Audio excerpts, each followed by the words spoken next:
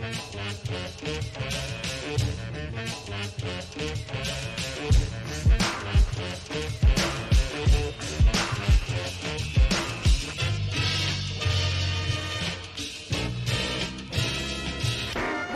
to the Godfathers of Podcasting. Now, in case y'all didn't know, they've been podcasting since before podcasting was even called podcasting. Archives of this show are available on every major podcast provider, and you can find video archives, merch, and more on their website, godfathersofpodcasting.com. Now, here are your hosts, two guys who have been broadcasting online since 1996. The Godfathers of Podcasting themselves, Donnie DeSilva and Chris Tidwell. Yes, ladies and gentlemen, it is Thursday, May 3rd. My name is Donnie, just like the lady said. And my tag team partner, he is the Cheech to my Chong, the Bill to my Ted, the J to my not-so-silent Bob. He is Notorious T.I.D. Chris Tidwell. What up, Tid? Wow, the silent Bob treatment? Are we talking like pre or post heart attack? I don't know. Which one am I looking like? Shut up. Don't answer that. Go fuck yourself. Well, you know, what else am I going to do on a Thursday? How you doing, asshole? Good, man. And you? I'm doing well. I want to mention beard? What's that? How's that beard? The beard is doing okay. I did have to trim it. I had some professional engagements this past week. So I was like, you know what? It is getting... Okay, hold on a second. What do you mean professional engagements? Like you were hired like from a Craigslist thing? Like that kind of professional engagement? Yeah. Looking for a man who will do wet work. That's what the ad said. But, you know, I had some professional appearances I had to make. And as much as I was loving the fullness and the bush of my beard, thanks to our friends at Baronial Beard, I had to get out the clippers and bring it down a little and make myself look a little bit less Neanderthal and a little bit more Silent Bob. So, but the Baronial beard oil is still doing wonders, and I have zero itch in this. This is the first time in my life that I trimmed my beard, not because it was itching the hell out of me, just because I wanted to change up the look and clean it up a little. Because you could. That's exactly right. There you go. And now I'm back on the growth trend. Also, I want to mention Tidwell very quickly. You can see I am once again rocking a Black Bork USA hat. You can get yours at blackborkusa.com. For those of you who are new to the program and you're saying, but what is Black Bork? Well, Black Bork are these amazing hats. They have all kinds of colors and styles. They have fullbacks and trucker caps and mesh caps. But the really fun part about Black Bork is the patches on the front are fully interchangeable.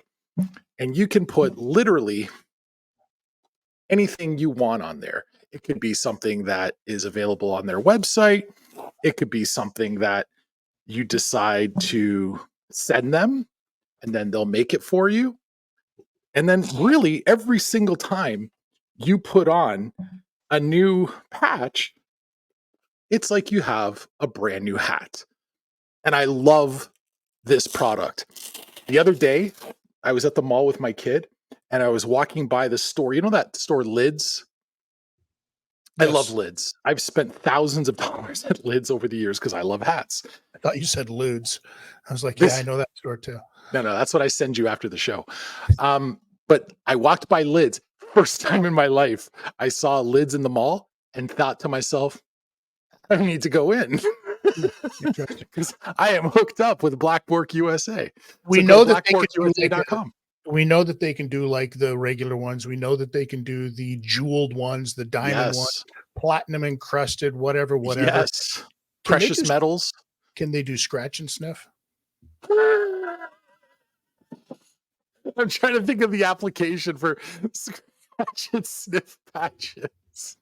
I mean, what application wouldn't there be for scratch and sniff patches on your hat? Is there a specific scent that you're requesting? I can put it and ask to our friends at Black Bork. Well, I think it could work really well if you get like pulled over by the cops on like a DUI charge or something you can scratch really quick so it doesn't quite smell like you've sprayed the air, but it just gets rid of the aura of alcohol and pot in your car. By the way, I love this one. Definitely fake. I mean, there you go. But yeah, hell of a hat. They're very good designs and stuff like that. If they don't do scratch and sniff yet, they really should. They're missing the boat. I love this one too. My tan and black with the mesh back. Like there's so many styles. Mm-hmm. It's ridiculous. So blackborkusa.com, tell them the Godfathers of Podcasting sent you. They messaged me last week and said, thank you so much for the continuous plugs. We are so happy that people from your show have been contacting us. Keep them coming. So, well, I mean, keep speaking of scratch and sniff, yeah, we have a guest this week. We do. She's lovely. I She don't know about that segue. She smells like flowers over the internet. That's how lovely of a human being she is, because she was kind enough to come back a second time to put up with our stupid asses. Well, shit, let's do it then. Ladies and gentlemen, it is time right now for the big hello. And as Tidwell said, this week's guest is making her second appearance on this stupid show. She's a writer and an actor, but most likely you know her for her work as a comic. You've seen her on Air Farce Live and Comedy Inc., and I'm positive you've seen her on NBC, CBS, ABC, Fox, FX, Comedy Central, Disney, Nickelodeon. You can often find her doing what she does best at iconic spots like The Laugh Factory, The Comedy Store, The Improv, Flappers, and as a part of the Netflix is a Joke Festival. Her latest special, The Comic Sutra, is available on Amazon Prime, and it is a killer. She's open for legendary names like Bill Burr, Arsenio Hall, Jay Leno, Michael Rappaport, Jamie Kennedy, and so many, many more. And she will always have a permanent place on my personal podium of favorite people, because last year she helped me land one of my dream interviews with comedian Jeremy Hotz. And if you heard me fangirling like a little stooge last year for Hotz, it's all because of this woman right here. The last time she was on this show, we learned that she was mortified by how the producers on Degrassi made her dress when she was 12. We learned that she loves Japan, but probably did it wrong. And if you get offended by anything that she says, she's not sure why the hell she should care. Let's see what we learn about her tonight. Ladies and gentlemen, good Lord have mercy. Give it up for Miss Renee Percy. What's going on? Oh my gosh, you guys, I came back. I'm so sorry. Unlike Donnie, I did not trim my bush for this. I'm so sorry. I feel very underdressed. Flashbacks are cool too. There you go. I'm au naturel. I forgot there was a video component. I'm not gonna lie. I did. I am wearing track pants on the bottom. That's okay. I forgot we were doing We've had video.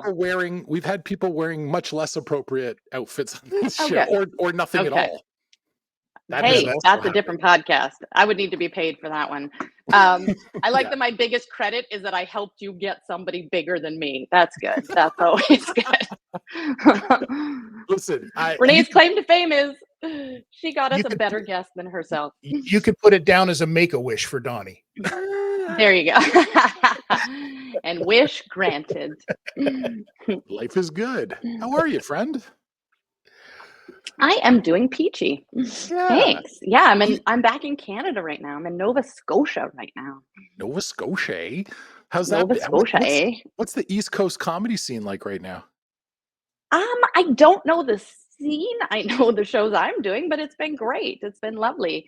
Touring around a little bit and getting to perform for people that might not get a lot of entertainment in their town. So I'm the only option they have. So it's been good. Yeah, it's been really fun. I had a conversation with somebody recently who's a comic, and he was saying to me that as he's been touring more over the last year or two, he's becoming acutely aware of how some jokes will kill in one part of a country, and in another part of the country, you are booed off stage. Like, do you find that with any of your material, or is it pretty much like it just lands because it's neutral enough that it's going to hit? No, it's not neutral at all. And it's not in different, it's quite polarizing. No, it's not that it won't hit in certain parts of Canada. It's more in the US, like, because I live in Los Angeles. So if I'm, performing in a blue state versus a red state, there are differences in things that they will enjoy or applaud. And I have been traveling a lot. I was just in Australia, and I've Mm. noticed that it was different there. Like, Canada wasn't much different, but there were some major differences. So, Like what?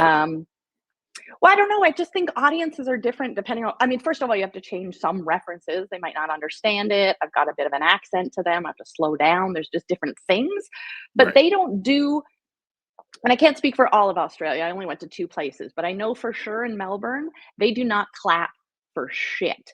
Like, they don't they don't give a fuck. Like in Canada or America, if you're like, "I just had a big birthday," or "I'm celebrating an anniversary," people would be like, "Yay, go on." In Melbourne, you're like, "I just had a big birthday," and they're like, "Go Go on." on then. Like, what about it? Impress me. And I made the mistake the first night of like the host when he brought me on. I was like, "Keep it going for your host," and they were like, "Why? He's Like, we're done." done with him. They were like, "They're like, it's your turn, bitch. Oh Go." my Like, God. they were Did you like, feel did "Yeah, that just make you feel like you were dying out there, or did you adjust yeah." quickly? In the first second, I died. I was like, I died before I'd even started. I was like, "Oh, I've never bombed that fast." But then I learned quick. I learned quick, and I got him back. Thank God. But yeah, it was a learning experience. Woo. Could you imagine you just walk right out, you feel right away the tension in the air. You just grab the microphone and the first thing out of your mouth is, "Ladies and gentlemen, your next comedian coming right up is," and then just bounce. Like just put it, And then just walk, leave. yeah, just walk right off the other side of the stage. Done. I know. I could have. I should have been like, "Hi, and let's bring your host back up," and that could have been my whole set. I've only had Yeah. I've only had one experience in Australia, and it was less than 12 hours because it was a layover. Oh. I was going to New Zealand, and Mhm. there was an issue. I can't remember what the problem was. There was an issue with the plane. We had to stop in New Zealand, stop in Australia before puddle jumping over to New Zealand. So we stopped, and they're like, "Well, you can go get a hotel, or you can just chill." And I'm like 20 years old. They're 19 or 20 years old. I'm like, I'm going to a bar.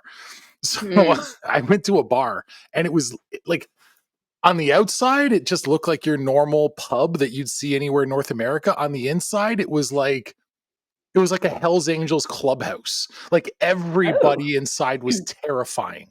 Everybody was terrifying. Everybody looked like they were ready to like chew the top off a glass bottle, and like they were just already hammered for the last 3 weeks straight. It was terrifying. Well, you were Okay. also probably at an airport bar, so. He was also 20 years old. I knew him when he was 20 years old, and he was afraid of Mm. his own shadow. It's not untrue. It's not untrue. Yeah, he's probably right, but it's also because I was like, I was raised by him, and he used to just terrify the shit out of me nonstop. That's how Stockholming works, ladies and Yeah, I gentlemen. know. You have to come straight, hard, right out the gate. Just a monster over there. No, that's awesome though. Like, and I saw that you've been touring and playing shows in Canada, and I was like, oh my God, we got to get you up here. And you've got some shows coming to Ontario, right? Yeah, I'm still in Nova Scotia right now. I'm in at the Halifax Yuck Yucks this weekend, Friday and Saturday, and then next weekend I'll be in Toronto at the Toronto Yuck Yucks, 7 and 8. So yeah, that'll be exciting. That's That's technically my awesome. home club, the Toronto club, and I haven't been back there in a while. And there's something about coming home to your home club. It's like when you're a kid and you come home to your parents' house, you're always still a kid. And I still feel like an open micer when I walk in there. And whenever they play the same intro music that they did 20 years ago, and whenever I hear any of those songs, I like immediately want to shit myself. Like I get so nervous. But you know So, what? You made the right analogy, like going home to your parents' house when you've already like mhm, got your own place and you're doing well in life, and then you go home and visit. I feel like yes, you visit Toronto Yuck Yucks, you need to walk in there with a bit of a chip on your shoulder, not shitting your pants, because I you're guess you're so. fucking Renee Percy. You play the store, you play the improv, you fucking I play the know. factory. I don't know why that place of all places makes me more nervous, just because I feel like an open mic kid again back in the day. When was But the last time you were there? Well, I think I was there a couple years ago, but I wasn't headlining. Even a couple years ago, they were booked that weekend. So they're like, you can feature. And it was fun. It was great. I had no pressure that way. But now that the whole weekend is mine, I just feel more pressure. Can I you don't know show why. me It's on the stupid. can you show me on the doll where someone at Yuck Yucks hurt you? How big is the screen? And as I said, I did not trim my bush, so I can't show you right now. But yeah, I don't know. It's just those like beginner nerves come back. I don't know why. I think hear me out and correct me if I'm Yeah. wrong, but you should walk Okay. into the place like this. You're And you wrong. made- Oh, sorry. Okay, usually, boom. Okay, keep going. You made Sorry, the walk analogy of in and going into like your parents' place after being gone for a while Yeah. and the comfortableness of it. So you walk into Yuck Yucks like it's your parents' place, but eventually you walk in and you lay down on the bed, that comfortable bed that you had for so long when you were a kid and you realize you've outgrown that bed. So don't worry about it. You've completely outgrown that bed and your feet hang over the edge of it. And you're like, you know, this isn't quite what I remember. It's still cool, but I know where I belong and I'm out doing bigger and better things now. Okay, that's a nice way to look at it. I'll be like, I remember this bed. I had some good times in this bed, but yeah, now I need a king size. Right? Or at least Yeah. a water bed. Yeah. At least a water bed. My Do people God. still have water beds? Oh I my don't God. think so. I had one when I was a teenager. I remember because like being a super tall kid, there was this weird fallacy that was going on back then with doctors where they were saying water beds were good for your posture. Oh Which my is God. the How does that make any sense? Right. You have zero support. You're fucking waving around all night long. Let me tell you, I couldn't jerk off at home alone until I was 20 because the waterbed is counterproductive. It's working against you. So You said alone like you had Constantly to in have the splash zone. yeah, right. It's a nightmare. Waterbeds. We smartened up on waterbeds real quick and never went back that route. Like a lot of retro stuff comes back. We ain't getting waterbeds anytime soon. That's true. They had their moment, and then people were like, "These are dangerous." Yeah, it's so ridiculous. Like I want to be laying down with a girl and have the furniture outperform me. Fuck that. Yeah, and no traction. Yeah, and you don't want to turn over and get seasick in the middle of the night. That's not you fun. always end up stuck in the corner, like wedged between the frame and the mattress itself. It's a nightmare. So I saw your special, the Comic Sutra. I did. Yeah. I had no idea. Is this real or is this a bit? I had no idea that your middle name is Sutra. Yeah, my middle names are Sutra and Crystal. I know. How high were your fucking folks? I think it was meth. I don't know if it was meth at the time. No, you know why they call me Crystal? And I hope it's not because of meth. They tell me it's because they were selling crystals on the side of the street when I was born. That was their job. But now that I say it as an adult, I'm like, that must have been crystal meth for sure. Were your parents nudists? Like we know that they're hippies, obviously, but like, how far did this go? I don't think just because you do drugs means you take your clothes off. I mean, they were classy hippies. Every time I do, it does. That says more about you than my parents, Chris. I no, they definitely weren't nudist or not. Actually, I had to go once to a nudist place. I don't know, beach, something. My mom took me and I was a teenager and it was excruciating seeing, like, I was maybe 12. It was just not the time I wanted to be naked. I was wearing a bathing suit and we were driving through the woods to this place and I saw these men hiking with just running shoes and socks, and that's it, and just like a sun ripened bag. It was nasty. It was it really it terrified me. What is the occasion? No, they were not. What is the occasion that makes your parents take a child to a nudist beach? I don't know, my mom's friends were staying there for the week and we were going to visit for the day. She thought that would be fun. I know. See, like you go get the table at the local park with the little hibachi thing and the barbecue setup. You're telling me that they decided to make this occasion at a nudist beach. Yeah. See, that's Oh, more dangerous than a waterbed for sure. You don't want a hibachi near your hibachi. Sweet callback. Yeah. um, I can tell you So this. Years ago, this is probably going back 3-4 summers ago. It was the end of the summer. And for anyone that lives in Toronto, you know that an end of summer tradition is the CNE Air Show. Mhm. And I wanted to go see the air show. So a bunch of my family members were talking like, yeah, we're all going to get together and go watch the air show. So I said, great. And then they said, we're all going to go meet somewhere. Like they picked a spot downtown Toronto. We were all going to meet and then head over together. Stupid me. I'm thinking we're going to the CNE, to the Canadian National Exhibition, because that's where I Mhm. always went to go watch the air show. No. My cousin says, we're going to go to the beach because it's a better view. It's a clearer view. And I'm like, great. So we're taking the ferry and I think we're going to Center Island. No, he says we're going to Hanlan's Point. For anyone not from the Toronto area, Hanlan's Point is a nudist beach. And I'm there with my 5-year-old. And I'm like, the Oh. fuck are we doing? And I'm like, and I'm having a meltdown. Like, what is going on? And it's not until we get to Hanlan's Point that I realize there is signage that says naked folks, family area. And I'm like, Yeah. oh, there's a divide. I did not know. And I was about to like punch out some family members thinking, my kid's gonna be staring at a bunch of like tallywhackers and shriveled up beanbags. But it worked out fine and the view was lovely. Yeah. But that's the closest Naked I've and come to a family, situation. that's not pleasant. You Naked and speak from family. experience. I know. Well, I didn't have to be naked, thank God, at 12. It was an awkward time. But yeah, I think I wore, it was summer and I probably wore a parka. I was like, fuck this. I'm always fascinated. When I watched your special, The Comic Sutra, which by the way is fucking killer.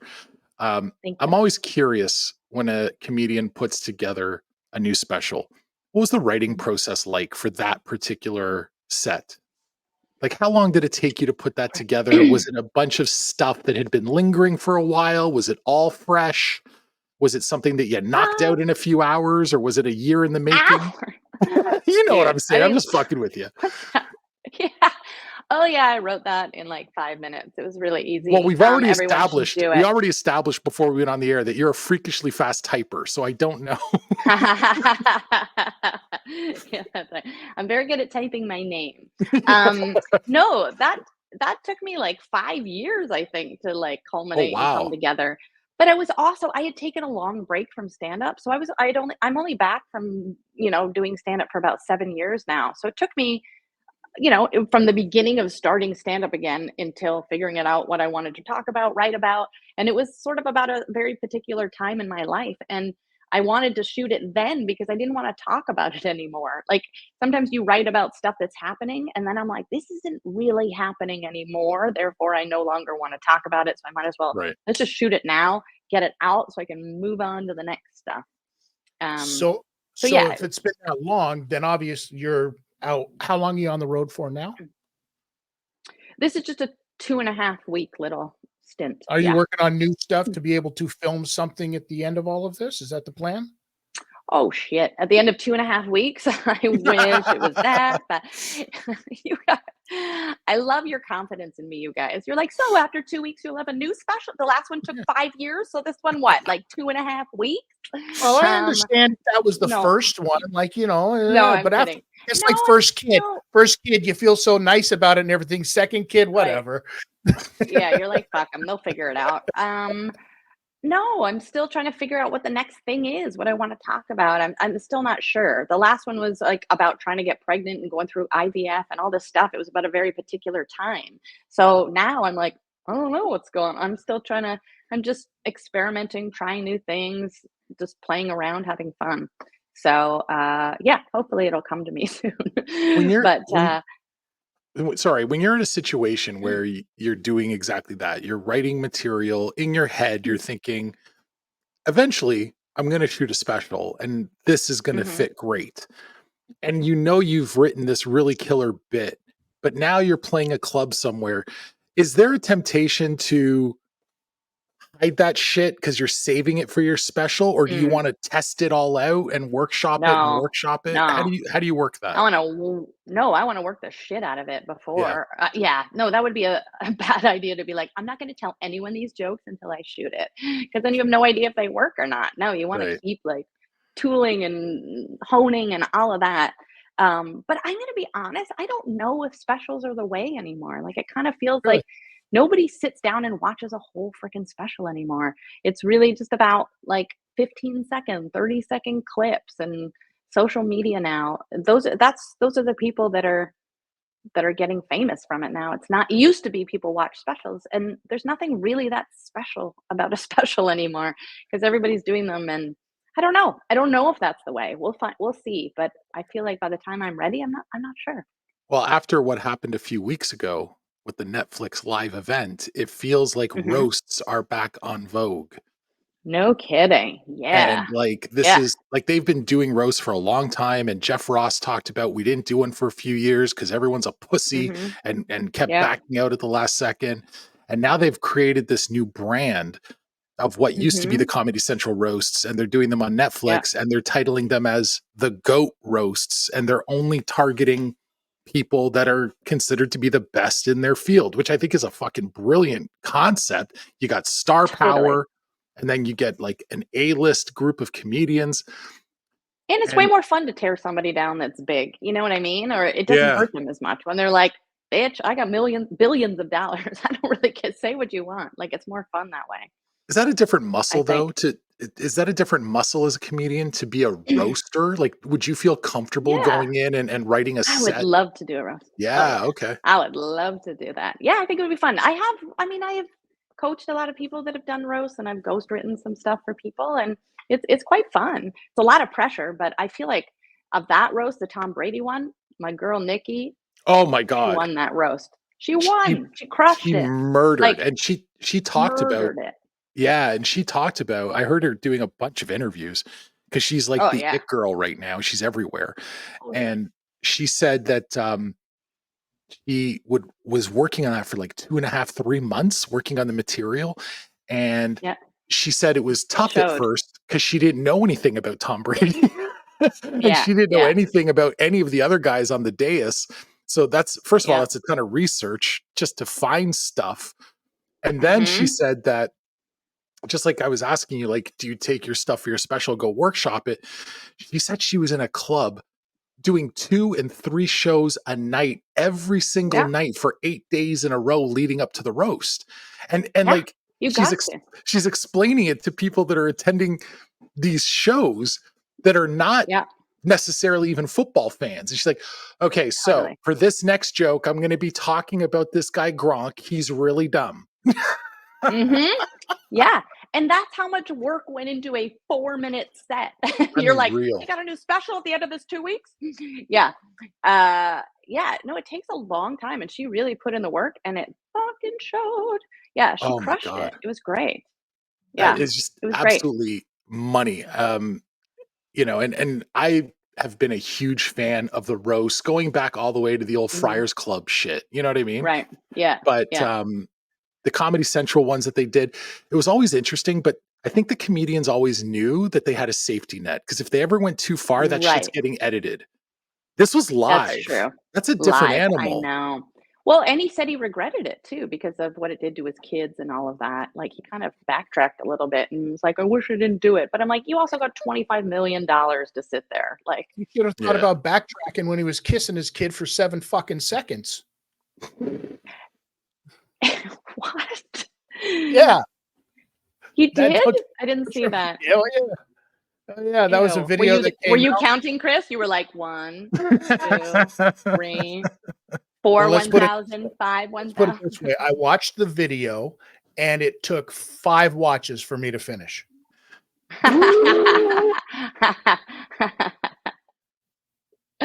After 3 All right. seconds, Tidwell threw a flag and said, "Okay, that's offside. Yeah. That's enough." Um, I'd like to if report a pedophile. I'm so sorry. yeah, right? Um, If um, oh, by the way, I went down a rabbit hole the other day on YouTube, man. I don't know what my YouTube algorithm is telling me, but like Yeah. I saw this video that came up and it was like corrupt cops get put in their place. And I'm like, fuck yeah, I want to watch this. So I watch it. And then the next video is cops get fired for acting like dicks. And I'm like, yeah, I want to watch this. And then the next one that comes up, you may also watch this, was pedophiles get trapped by police. And I'm like, oh, I'm less intrigued, but okay, let's watch. And I saw this series of people that are grown-ass adults and they think they're talking to children to hook up. Oh no. But it's cops. And then when they show up to go somewhere, they get nailed. And most of the people, when they get nailed, they're like, oh, I'm busted. Oh God, I'm stupid. And like you could tell, like, they realize they fucked up. There was this one guy who apparently started stalking this child who he found doing cooking videos on YouTube when she was 5. Oh, And gross. he was leaving inappropriate comments on her YouTube, and the family deleted the YouTube channel because they were so freaked out. And this guy stalked the family for 5 years until he found out where they lived. And so now he traveled from Oregon to, I think it was Boston or something, to find this child. Oh my And God. now she's like 12 and he's going around the neighborhood because he figured out the neighborhood, but not the exact house. He's knocking on every door. Do you know this kid? I'm looking for her. I think she loves me. He's like knocking. And then finally the cops show up like, dude, what are you doing? Like, this is a 12-year-old girl. It's like 12 is very old. I thought she was 5. Like, no. Like, Ew. and like, Come on. This is some Borat shit. no, dude. And it has a happy ending though, right? They're married now. Everything's fine. That was Woody Allen. That's who it was. Right. Sorry. This guy was refusing. He's like, I'm not leaving until she says to my face that she doesn't want to be with me. And the cop's like, are you out of your mind? And then so the cop goes in. God. The cop goes in the house. He comes back out and he says, I spoke to the child. She does not want to see you. How do you know that's her true wishes? Is she under duress? I want to speak to her. And I'm like, this guy's out of his mind. And they're putting him in handcuffs. He's like, you can't arrest me because I'm part of the Church of God and children are our saviors and the saviors will take us to heaven. And if I'm like, what the fuck? I was Donnie like, watched this for way longer than 7 seconds. Yeah. And I thought, if this is a bit, like, this guy's really committed because now he's doing 4 years in prison. Like, that's commitment. That's a hell of a commitment to a bit. But oh my God. You're going to get some weird Amazon suggestions now after watching it that long. I got to refresh my algorithm. Like, somebody send me some porn or something because I got to change this shit up. That's the good follow-up. Add that to the mix. All right, we're done with pedophilia. Let's go straight to granny porn. Don't put the two together. No, I want granny porn only. Granny porn. Now your Amazon suggestions are going to be like, would you like Dora the Explorer and Ben Gay? You're going to have weird. Imagine such nicer things you could have done with your night before going to work tonight. I know. That's so true. You're going to be mid-set going, what the fuck was that earlier? I think this is a perfect warm-up, really. It's always a bit of a vortex when you step into the show with us. I was like, I wonder what we'll talk about this time. Oh yeah, granny porn, pedophiles. All right. Just a whole bunch of nothing. That's just really how it goes. Just a whole bunch of nothing. So going back to the roast for a second. Yeah. I think one of the hot topics for everyone that watched that roast and people around the roasting community is, okay, Tom Brady got fucking massacred. Although he did really well in his rebuttal to everyone. I thought he performed really, really well. Who's next? Who do you think should be the next guest of honor for one of these big roasts? If you had an open invite and you got a chance to roast some famous goat, who would you really like a crack at? That's a good question. I don't know. The first name, but I wouldn't say goat, like somebody like Elon Musk or somebody like that. I don't know. I think it would be fun to just rip him a new one.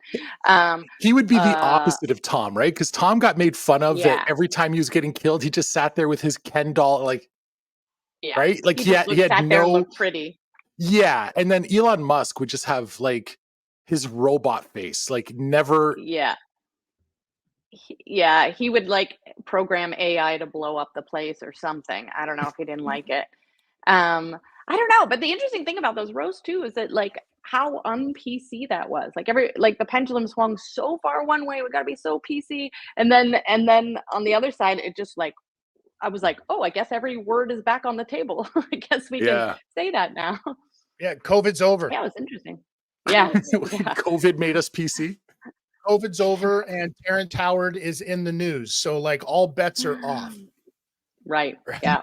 Yeah. I think it's a nice feeling though, right? When people feel like in comedy, it's once again safe to be stupid. It's safe to say what you want to say because it's a fucking joke. Exactly. We stop taking ourselves so seriously and just be able to laugh at shit again. Yeah. And I think that's one of the beauty, like, because the people that don't get that genre, they're the ones that don't even watch the roast. You're just making fun of people. You're being bullies. But everyone that gets destroyed gets their own chance to get on the mic and fucking kill. They get to rebut and they get millions and millions and millions of dollars. So those that's not people bullying. Had real friends. Those people have never had real friends. They've only had people that talk behind their backs. Real friends will say the shit to your face and allow you to say something back to them. And it's like just a thing that you did. Since I was a kid sitting in the back of the bus on the way to school, you just capped on one another. You carved each other up. That's what you did. And that's my love language, really. Yes, it is. Shit talking. I heard former Toronto Raptor star going into the Hall of Fame, Vince Carter, suggest that LeBron James should be the subject of an upcoming roast. Ooh, okay. I could see that for sure. If they're just going to keep doing sports people, Yeah, right. But in my mind, yeah, he'll never agree to it because he fits into that category that Tid just said. He's one of these guys that since he was 12 years old, no one has ever dared say anything negative to him. Right. That's true. He's got thin skin. Oh, yeah. He had a teammate that fucked his mom, and he got that guy blackballed out of the whole NBA. Well, I mean, that's a little different than roasting him with a joke. Fucking his mom, I think. Hey, mom needed to get some.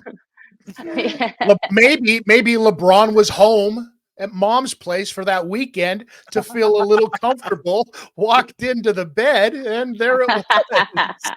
That's right. It was like, oh, my old water bed. Wait a minute. Yeah.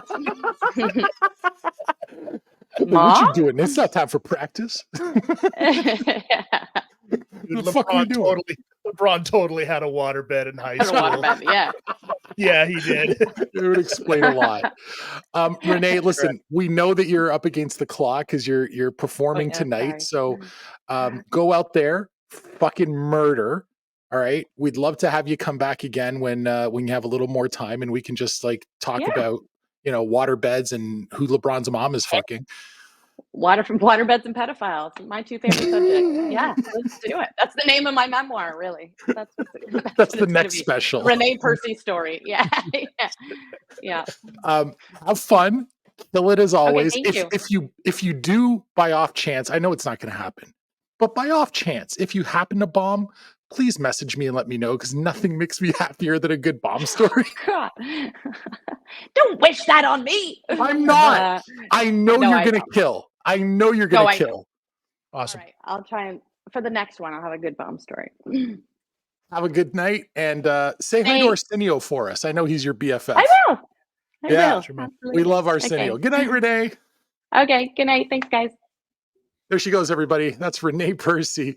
Short and sweet appearance on the Godfathers of Podcasting, but literally she's going now from where she is to like go do what she does. Well, hopefully she puts on real pants and doesn't forget that she's only wearing track pants when she goes to perform tonight. I think that would add to the comedy. That'd be so amazing if it's one of those moments where you're like, I forgot to get dressed. You know what? That all the time, right? Our friend Michelle Shaughnessy was talking about that not long ago, where she was performing at a comedy club in England and something had happened. I don't know if it was her luggage was lost or something, but basically she went to perform in the comfy tracksuit that she had been wearing all day and not in her you know, brand name, trendy, sexy outfits that she normally wears. And people were giving her shit about it. Like, why is she coming on stage looking like a badly made bed? It's like, yeah, well, bro, that's a good looking, badly made bed. Right. Like, if that's your complaint. I do love that insult though. Looking like a badly made bed. It's such a classy way of saying you look like dog shit. Yeah, it's like saying you got a head like a half-eaten cabbage.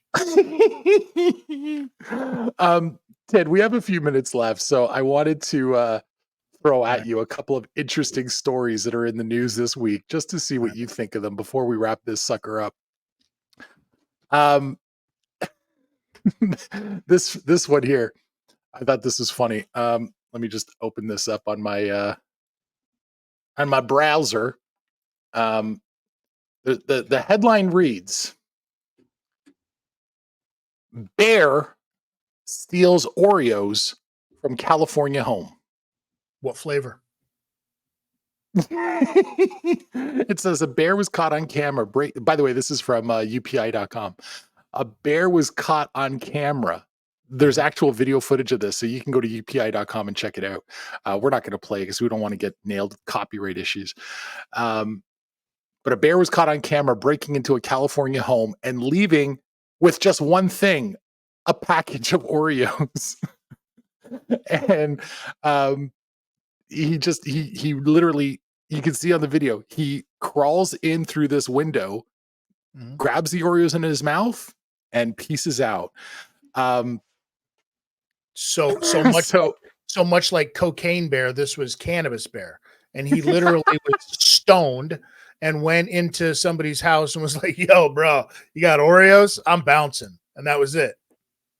The big takeaway from the people in this neighborhood in Monrovia, wherever the hell that is, I have no idea, was, well, it just doesn't feel safe anymore. I can't even leave my window open because that bear, he took out the window and the screen and everything. I love how you said you don't know where this place is, but automatically assume it's Virginia. Oh yeah, no, they're redneck for sure. It's the redneck district of California. I hope it's like Monrovia, fucking Maryland, or some shit like that. Just leave your cookies outside and be a sport. Help the bear out. That is not what you do, Don. That is how do you combat Oreo stealing bears? Guns. Oh no, we're not encouraging that. No. Why? That's so American. Oh my god. It's Monrovia, bruh. You're like, you might fucking play that shit up in fucking Canuckville down here in Monrovia. Yeah, we'll shoot a bear. You steal our Oreos? It is on like Donkey Kong. No one in Monrovia has ever even heard of a waterbed. Bro, there's only one store. You know how long you got to wait for a sleeve of Oreos to show up in Monrovia? It's like handing out fucking rice with Sally Struthers. It only comes around once in a while, and so they hang out. A bear fucking shows up, steals your fucking cookies? Forget it. I had to Google the population of Monrovia. It says 37,000. Like there's more people like on my street right now. Bro, there's more fucking bears than there are people, obviously, because the people ain't fighting back. This is where the movie Planet of the Bears actually fucking starts. Right? We've gone past the fucking apes and we're going straight to Planet of the Bears. I love it. Okay, here's another stupid animal story, also courtesy of UPI.com. No, these guys are killing. They're all over the stupidness this week. The headline reads, flock of noisy feral chickens keep village residents up at night. Wait, as opposed to those trained house chickens? These are just normal field chickens? Is that what we're saying right now, Donnie? Residents? They're making too much noise. You know how you stop that from happening? You open a KFC. Right. It says residents of a town in England are complaining about a noisy group of chickens, about Yeah. 100 of them. Residents in the Common Road area of Snettisham, Norfolk, said the chickens frequently dig up their gardens and are so loud that neighbors have to wear earplugs at night. Not all the neighbors are upset about the situation and are not in favor of ejecting or evicting the chickens from the neighborhood. But there are quite a few people that are frustrated with the situation. And you know what? You hit the nail on the head. Like, has nobody here ever heard of like shake and bake? Like, this seems like an easy problem to solve. Bro, I don't know if you know this or not, but I've been down to Grand Cayman quite a few times. And downtown in Grand Cayman, down in Joint Sound there's a KFC. There is also wild chickens that run around town. And it is the funniest thing in the world when you see cannibal chickens hanging out in front of KFC, eating fucking KFC scraps off of the ground. Do they know what they're doing? They're chickens. Of course they don't fucking know what they're doing, dude. Can you imagine the chicken sitting there with a drumstick going, Bill, is that you? Like, could you imagine? Oh, this one's tattooed. I knew her. We're so stupid. Why are we so stupid? They're the dumbest. But you know what? They live in fucking Grand Cayman and we don't. So who's stupid here, Donnie? I don't know. I'm still not training for the chicken life. Here's another stupid story, again, from our friends at UPI.com. A man has broken his own world record. Now, first of all, when you hear these kinds of headlines, it's always like, okay, brace yourself. How stupid is this world record? Hold on. Let's guess the world record. Let's see if I can guess the world record. What's his name? Do we have a gentleman's name that did this? Hang on, let me pull up his name. That's a great point. You want clues, right? You want clues. Yeah. Okay. Yep, just a couple. His name is Vinod Kumar. Vinod Kumar.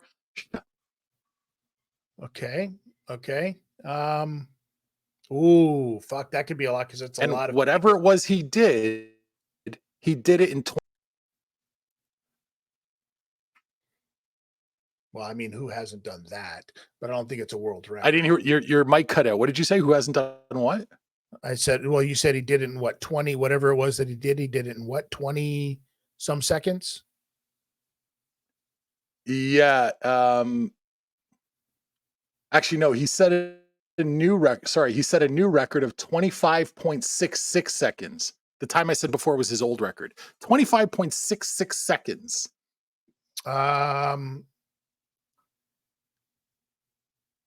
Fastest release in a truck stop bathroom. I'll give you a hint. No, that's not correct.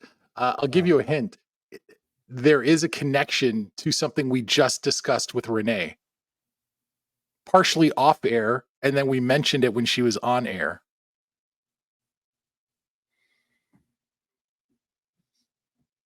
He types. Yes. Using his penis. You're so close.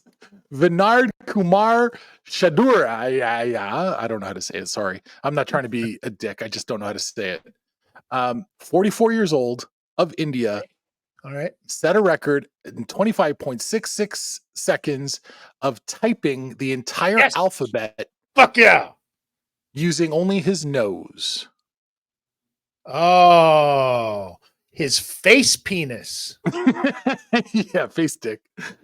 Come on. First of all, can you type the alphabet with your fingers in 25.6 seconds? Bro, I could. I'm going to guess not. I couldn't hit every button on the fucking in the alphabet on the keyboard in 25.6 seconds. That's what I'm saying. Yeah, so no. That alone is impressive. But now, like, you can't see the keyboard when you're banging it with your nose. And also, he's broken his own record twice before, which leads you to think, hey, Vinod, you can probably stop competing because ain't no one trying to break it, bro. He's broken his own record, but how many times has he broken his own nose? How many times has he smashed his face into a keyboard? This is bizarre to me. It says the rules of this record indicate that he must type all 26 letters of the Roman alphabet on a standard QWERTY keyboard with a space between each letter. So he's ding, ding, ding, ding, ding, ding, ding, ding, ding. He's like the chicken lady. That means 26 times 2 characters. So if I do the math, that's like 190 characters. That's all of the characters. Holy shit. Like that's like Infinity Wars of letters. I thought 26 letters in 25 seconds was impressive. It's double that in 25 seconds because he's hitting the space bar every time. Yeah, man, that dude deserves whatever he wants for the rest of his week. He also holds the record for the fastest time to type the alphabet backwards with a single hand in 5.36 seconds. What? Like, why though? Well, who are I you? Can't even say the alphabet backwards. If I got pulled over for a field sobriety test, like, all right, sir, recite the alphabet backwards. I'm like, go fuck your hat. I can't do that shit sober. Yeah. Why do you need to know it backwards? Z. Oh, Nope, you're done. wrong. You're already wrong. It's a Z. Yeah, exactly. Fucking take him to the beach. Grab the phone. I got pulled over at Minerva. Yeah, exactly. Minerva. What was it called again?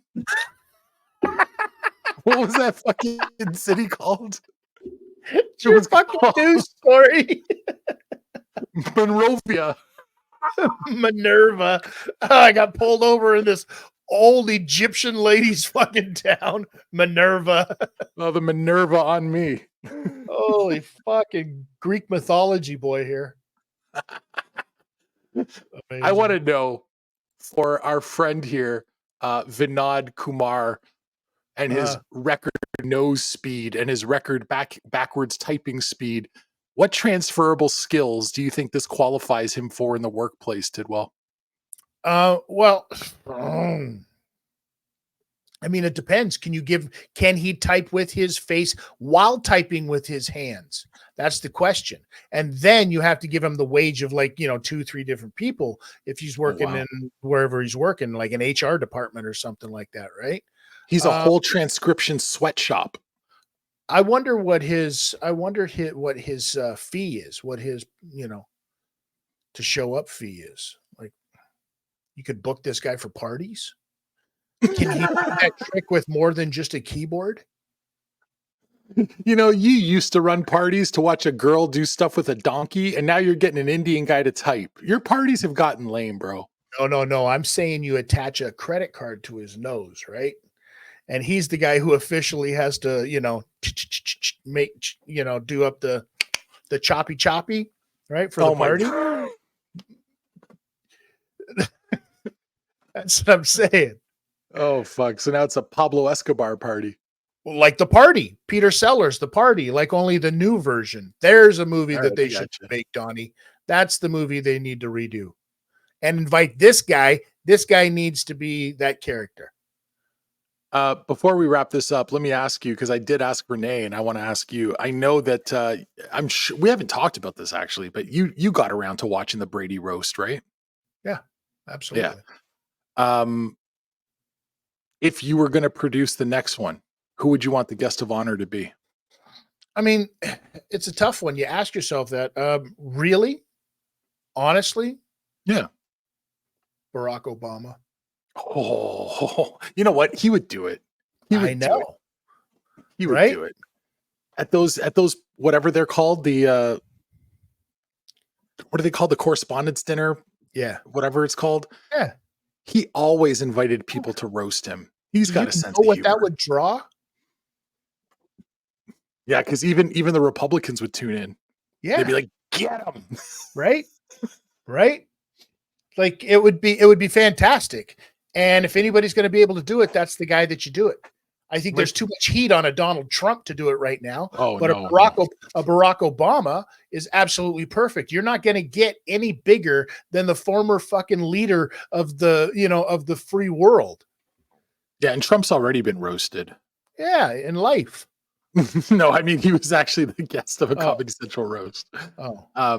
But yeah, I think Obama could unite the country, man. That's a good call. I'm just saying. If it ever happens, I want my fucking VIG. Celebrities that would never do a roast. Let's go rapid fire back and forth till one of us can't think of one. Ready? Go. Michael Jordan. Tom Cruise. Brett Favre. Michael Rappaport. Michael J. Fox. Well, that's because he can't. Can't keep him around on stage that long. I think I win. Insane. Not even close. Siegfried and Roy. They're dead. No, only one. Aren't they both dead? I don't know. No, one got eaten by a tiger, didn't he? I think they both dead. Oh, the Lion King or whatever his name is. Tiger King. Tiger King. Those 5 minutes are donezo. Oh, wow. Yeah. No, listen, I don't think you can come back and do another sports figure. You know what I mean? Because then it just looks like, what are we doing? So I think it's going to have to be like, you got to go musician, then you've got to go actor, then you've got to, like, if the theme is to go goats, then who's the greatest actor? Who would you do it if it was the greatest actor? You know what I mean? The Rock. De Niro? The Rock. He could take it. The Rock would be big. He could take it. That would be huge, right? I know who would be great, but won't do it, and that's Howard Stern. But he's the other direction now. Now, what does that mean? Do you put The Rock in there as a wrestler, as a sports entertainment guy, or do you put him in there as an actor? You put him in there as the biggest fucking celebrity on earth. That's what he is. On Earth? On Earth. ERF. Oh yeah. I used to watch that show. I think. Look, I have an Earth doll right back there. Yeah, no, his celebrity transcends everything. Right. So I think he'd actually be a good call. I was shocked. Barack Obama and The Rock so far. Yeah, I was shocked that The Rock didn't make an appearance at the Brady roast or at Kevin Hart's Mark Twain prize, because they're BFFs. But I know he's busy filming. Speaking of which, have you seen the behind the scenes photos? Mm-hmm. For anyone who doesn't know what I'm talking about, The Rock is playing the part of former MMA fighter Mark Coleman in a new. Sorry, Mark Kerr. I'm so sorry. He's playing the part of Mark Kerr in a new film called The Smashing Machine. Correct. And they made The Rock white. He's white now. He looks like Mark Kerr.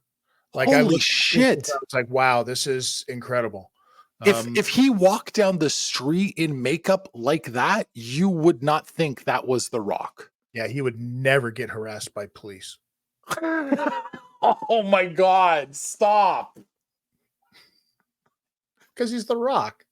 Like, he was unrecognizable. Bro, could you imagine if he walked into a place and they like ID'd him and he had to pull out The Rock's ID, but he's in full makeup like Mark Kerr?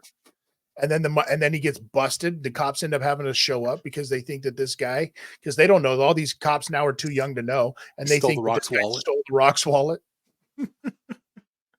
It's freakish how much, like, and when I was looking at these shots, my first thought was, is this just CGI? But I'm realizing, no, these are behind the scenes photos. So this is makeup. This is prosthetic. This is practical effect. And it's mind-blowing. Never mind the fact that his tattoos are gone. And the man is like 40-50% covered in tattoos at this stage of his life. And those are all gone. Mm-hmm. But he's Caucasian and he has hair and he has a skinny little nose. So here's the thing with the tattoos though, because people are getting sued by their tattoo artists for their stuff being showed in movies and stuff like that. So for example, They just did you saw the last Roadhouse, right? The Conor McGregor Roadhouse? Dog shit. But go take a look at it, because you were sitting there going, oh, that's just Conor McGregor and that's his fucking tattoos and stuff, right? No, those are all fake. They covered up his real tattoos and put on fake tattoos because they own the rights to those fake tattoos and the images, right? Nobody signed anything off for the imaging. And this is the world that we live in now, where fucking dudes are getting sued for their tattoo stuff. Hold on a second. Okay. Yeah, okay. Let's walk this down the legal path for a second, because if this went to court, I would be all on board with suing a motherfucker. But here's the thing: it doesn't have to go to court. It doesn't have to go to court. The fucking studios are just like, oh, fuck it, it's not going to go to court. We're not going to deal with it that way. We're just going to fucking cover it up. I understand, but at some point, one of these situations, there's going to be a studio or a producer that says, "Tell them to go fuck themselves." We'll see them in court, and we're going to set a precedent. So, as you know, I have virgin skin, not one piece of ink anywhere on me unless I've been drawing with a Sharpie. You, my friend, are covered in tattoos. So you go down to local tattoo shops, someone does, let's say, that big piece on your left shoulder, and now you are in a movie, and they're going to say, "Hey, Tid, I know you paid me $700 for that tattoo on your shoulder, but I own it. Go fuck yourself." In 2011, the art world witnessed a crucial moment when Mike Tyson's tattoo artist, S. Victor Whitmore, took a bold step in filing a copyright infringement lawsuit against Warner Brothers. That's some bullshit. That's some bullshit. Wait, did Mike Tyson, when he got the tattoo, sign something that said you own the rights to the thing on my face that I paid you for? It was when Warner Brothers used it in The Hangover, and the fucking white guy kind of fucking did the tattoo on his face. I don't give a fuck what they say. Look, if you're a clothing designer and I buy your clothing, your custom clothing that you made for my tall ass, and now I'm seen on TV, and that designer's gonna be like, "Oh, I deserve royalties because those are my I paid for the clothes. Suck my dick." That's why they end up getting gold clothes given to them. Fuck them all. Fucking bunch of crooks. I'm hot about this. I was ready to leave the show talking about waterbeds and fucking Oreo stealing bears, and now you got me hot. Well, good. And on that note, good night. You can go check out all of the stuff over at the Law Live Audio Wrestling on YouTube. You can also check out my shit at Notorious TID, just like it says there. You can also listen to this on all of your podcast providers. You can check out Donnie on SNME Radio. Hopefully he gets a hold of his host soon. You can also hear him on TSN Radio. Who you got this week? You just had Alex Shelley this past Alex Shelley last week. Yeah, this week is still a surprise, which is code for I'm not sure. Yeah, dude, we're all in that same category and stuff. So, I'm about to go shoot some more UFC stuff right after doing this. So there's always new content going out over on that YouTube channel. It's been a lot of fun, and we're killing it. So, listen, here's the thing: it's our content, and you can't sue us for it. Ha. People tried. Suck critics. His name is Tid. Letter. You got a cease and desist? I've got a few, brother. I want one. Ladies and gentlemen, his name is Tid. My name is Dottie. We are done this party. We'll see you next time. Peace. Fuck this shit, I'm out. Fuck this shit, I'm out. No thanks. Don't mind me. I'ma just grab my stuff and leave. Excuse me, please. Fuck this shit, I'm out. Nope. Fuck this shit, I'm out. Alright then. I don't know what the fuck just happened, but I don't really care. I'ma get the fuck up out of here. Fuck this shit, I'm out.